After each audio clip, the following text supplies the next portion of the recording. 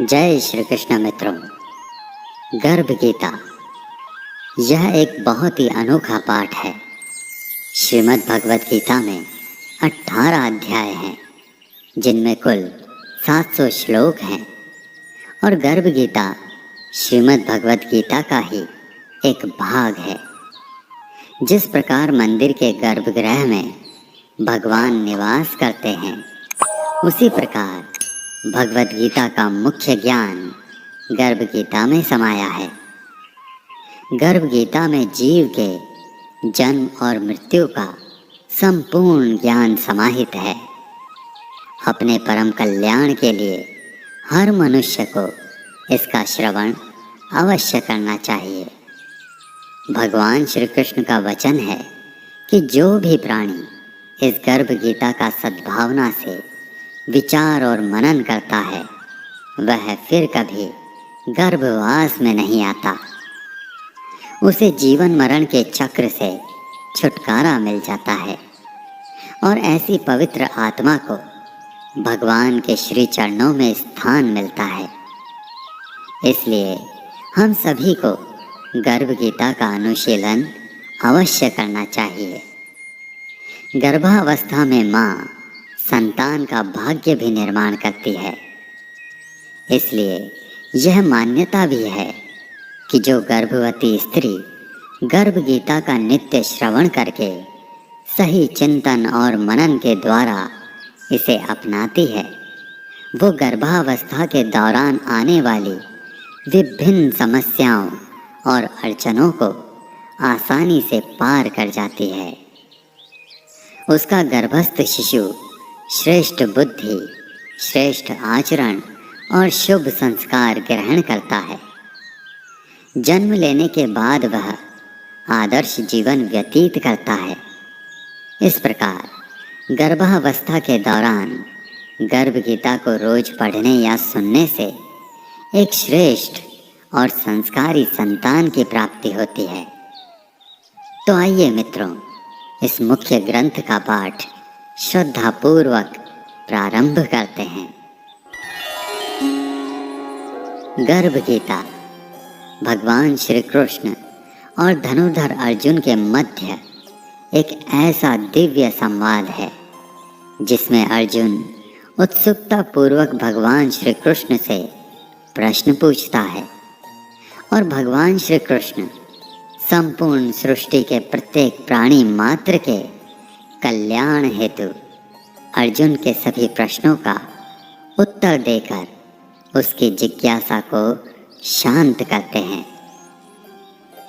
अर्जुन पूछते हैं, हे मधुसूदन, कृपया आप मुझे बताइए कि प्राणी जब गर्भ योनि में आता है तो वह अपने किस गुण दोष के कारण आता है। प्राणी जन्म से पहले गर्भ में कष्ट पाता है और जन्म के समय भी असहनीय पीड़ा पाता है। इसके बाद भी संपूर्ण जीवन वह रोग और पीड़ा के कारण दुख पाता है। उसे बुढ़ापे में अनेक रोग घेर लेते हैं और उसकी मृत्यु हो जाती है। अतः हे भगवान, कृपया करके मुझे बताइए कि वो कौन से कार्य हैं जिनसे मनुष्य जन्म मृत्यु के दुखों से बच सकता है। यह सुनकर भगवान मधुसूदन मुस्कुराते हुए बोले, हे श्रेष्ठ धनुर्धारी अर्जुन, जन्म मृत्यु का बंधन तो उन प्राणियों की नियति है जो संसार में क्रियान्वित रहते हैं। जो प्राणी संसार में नष्ट होने वाले पदार्थों से प्रेम करते हैं, वे संसार की नश्वर वस्तुओं की इच्छा रखते हैं। यह पदार्थ मैंने पाया है और वह मैं पाऊंगा, ऐसी चिंता इस प्राणी के मन से उतरती ही नहीं है। आठों प्रहर वह माया को ही मांगता है। इस मृत्यु लोक में जन्म लेने के पश्चात प्रत्येक जीवात्मा इस संसार की माया से प्रेरित होकर भौतिक संसाधनों के बंधनों में बंध जाती है। वह अपना मुख्य उद्देश्य जो कि मात्र ईश्वर की प्राप्ति है, उसे भूलकर परिवार, पुत्र पुत्री, सगे संबंधियों आदि के मोह में फंसकर रह जाती है। जन्म से लेकर मृत्यु पर्यंत तक इन सभी में फंसे होने के बाद जब जीव का अंतिम समय आता है तो वह अपनी अधूरी इच्छाओं के बारे में ही सोचते हुए प्राण त्यागता है। ऐसा इस कारण होता है कि मानव जाति कभी संतुष्ट नहीं होती, उसे सदैव कुछ और की चाह बनी रहती है। यही कारण है कि मनुष्य बार बार जन्म लेता और मरता रहता है तथा यह चक्र निरंतर चलता ही रहता है। मनुष्य संसार की दौलत पाने की तो कामना करता है, परंतु भगवान की भक्ति से विमुख हो जाता है। इसलिए वह बार बार अनेक योनियों में पैदा होकर जीवन मरण और गर्भ के दुख को भोगता है। तब अर्जुन पूछते हैं, हे माधव, संसार की मोह माया से मुक्ति पाना तो बहुत कठिन है। बड़े बड़े ऋषि मुनि भी इससे पार नहीं पा सके, तो साधारण मनुष्य की तो बात ही क्या है। काम, क्रोध, लोभ, मोह और अहंकार, ये 5 ऐसे शत्रु हैं जिससे मानव दिन रात जूझता रहता है। कृपया करके यह बताइए कि साधारण मनुष्य इनसे छुटकारा पाकर अपना मन किस प्रकार प्रभु की भक्ति की ओर मोड़ सकता है, क्योंकि यह मन तो मदमस्त हाथी की भांति है जो कभी टिककर नहीं रहता। इसकी गति तो वायु के वेग से भी अधिक तीव्र है। हे जनार्दन, इस मदमस्त हाथी को कैसे वश में किया जाए, अर्थात मनुष्य को कौन से प्रयत्न करने चाहिए जिनसे मन को भक्ति में लगाया जा सके।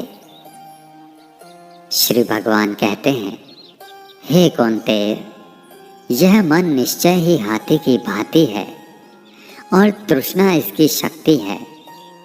मन इंद्रियों के वश में रहता है। जिस प्रकार मदमस्त हाथी को वश में करने के लिए महावत अंकुश का प्रयोग करता है, उसी प्रकार मन को काबू में करने के लिए ज्ञान रूपी अंकुश का प्रयोग आवश्यक है। भक्ति और ज्ञान अभ्यास करने पर ही प्राप्त होते हैं। अहंकार करने से जीवन नरक के समान हो जाता है।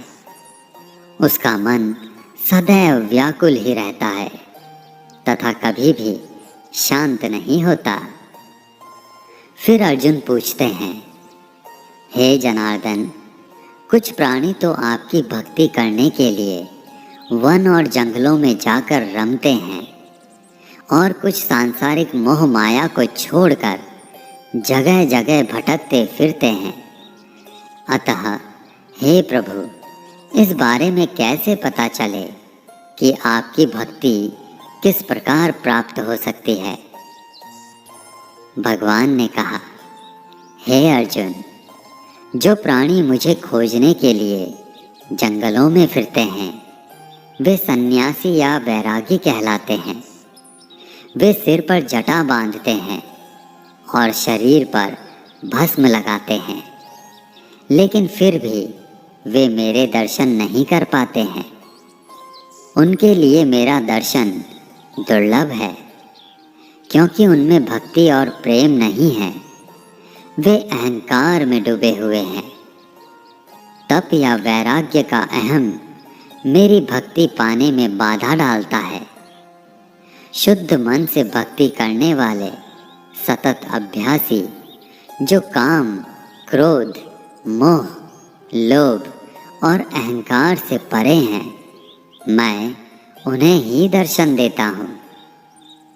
फिर अर्जुन पूछते हैं, हे मधुसूदन, मनुष्य इन 5 विकारों से ग्रस्त होकर अपने सांसारिक जीवन को नष्ट कर लेता है। हे माधव, वह कौन सा पाप है जिसके कारण किसी की पत्नी की मृत्यु अल्प आयु में ही हो जाती है? पिता के जीवित रहते ही पुत्र की मृत्यु हो जाती है। और किस पाप के कारण व्यक्ति नपुंसक हो जाता है? श्री कृष्ण उत्तर देते हैं, हे अर्जुन, जो व्यक्ति किसी से कर्ज लेकर उसे चुकाता नहीं है, वह इस पाप कर्म से अपनी पत्नी को खो देता है। उसी प्रकार जो किसी की अमानत को नहीं लौटाता, उसके पुत्र मर जाते हैं। जो किसी व्यक्ति को सहायता करने का वचन देकर भी समय पर उसकी सहायता नहीं करता, वह नपुंसक हो जाता है। ये सभी बड़े भयंकर पाप हैं। तब अर्जुन ने पूछा, हे कृपा निधान, मनुष्य किस पाप के कारण हमेशा रोगी रहता है और किस पाप के कारण बोझा ढोने वाले गधे का जन्म पाता है? भाग्यहीन स्त्री तथा गधे का जन्म प्राणी को किस पाप कर्म के कारण मिलता है? मनुष्य किस कुकर्म के फल के स्वरूप जघन्य पशु बनता है? तब भगवान श्री कृष्ण कहते हैं, हे धनुर्धारी, जो मनुष्य कन्या अथवा स्त्री को बेचने का कार्य करता है अथवा जो कन्या दान तो करता है परंतु इस कन्या दान का मूल्य लेता है, वह हमेशा भयंकर रोगों से पीड़ित रहता है। जो अभक्ष्य भोजन करता है और विषय विकार के लिए मदिरा पान करता है और दूसरों को प्रताड़ित करता है, वह गधे का जन्म पाता है। जो झूठी गवाही देने वाला होता है, वह भाग्यहीन स्त्री का जन्म पाता है। जो भोजन बनाकर पहले स्वयं खा लेता है, बाद में भगवान को दान करता है, भोग लगाता है, वह बिल्ली या शूकर की योनि में जन्म लेता है। फिर अर्जुन ने पूछा, हे कृपा निधान, इस संसार में जिन प्राणियों को आपने सुवर्ण दिया है, उन्होंने कौन सा पुण्य किया है? और जिन प्राणियों को आपने धन धान्य प्रदान किया है और उत्तम वाहन दिए हैं, उन्होंने कौन से पुण्य किए हैं? इस संसार में आपने किसी को तो इतना सुंदर बनाया है और किसी को इतना कुरूप, किसी को धनवान बनाया, किसी को निर्धन। ऐसा क्यों है? श्री भगवान बोले, हे धनंजय, जो उत्तम रीति नीति से किसी सुपात्र को स्वर्ण दान करता है, वह उत्तम वाहन और धन धान्य प्राप्त करता है।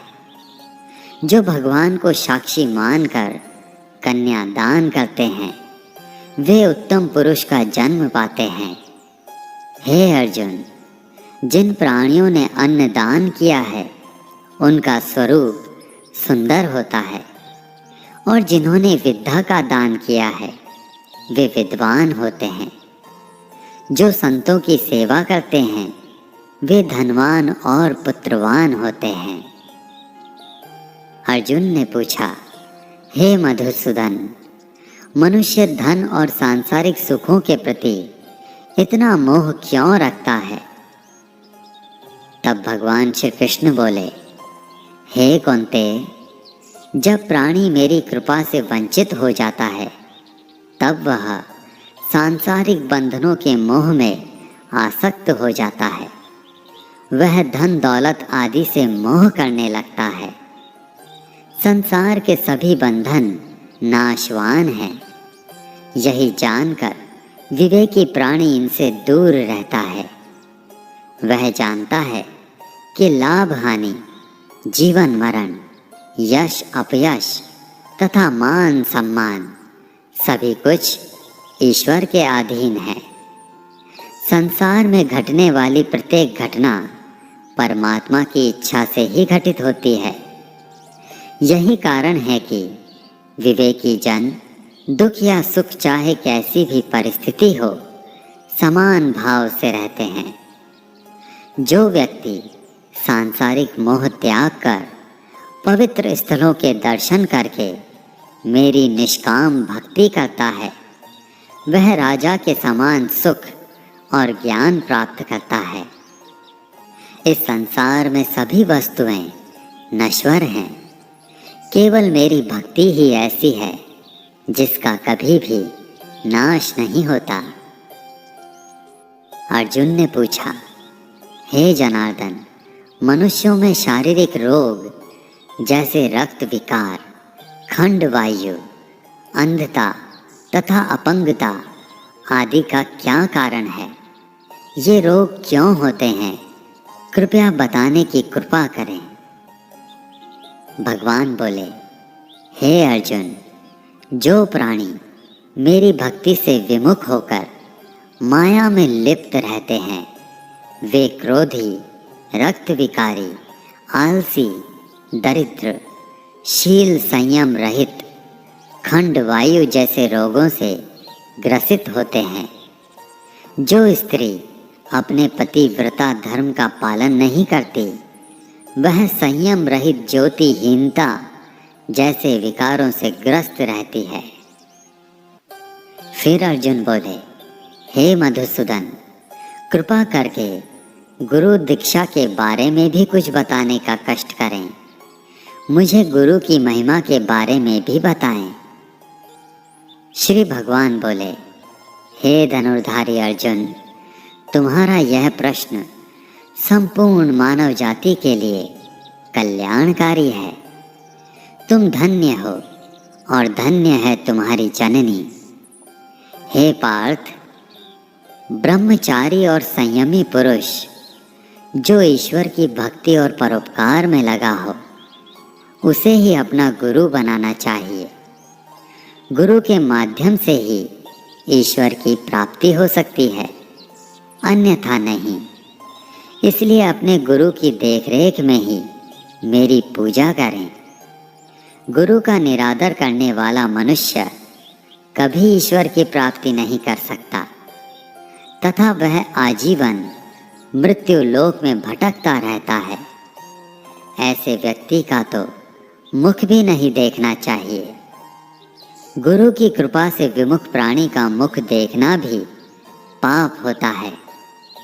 हे अर्जुन, सारे संसार के गुरु जगन्नाथ हैं, विद्या के गुरु काशीनाथ हैं, चारों वर्णों का गुरु ब्राह्मण है, ब्राह्मण का गुरु सन्यासी है। सन्यासी उसे कहते हैं जो सब कुछ त्याग कर मुझ में रम गया हो।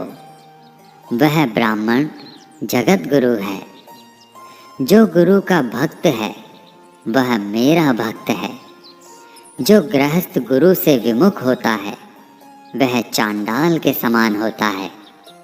जिस जगह मदिरा का भांड हो उस स्थान का गंगा जल भी अपवित्र होता है।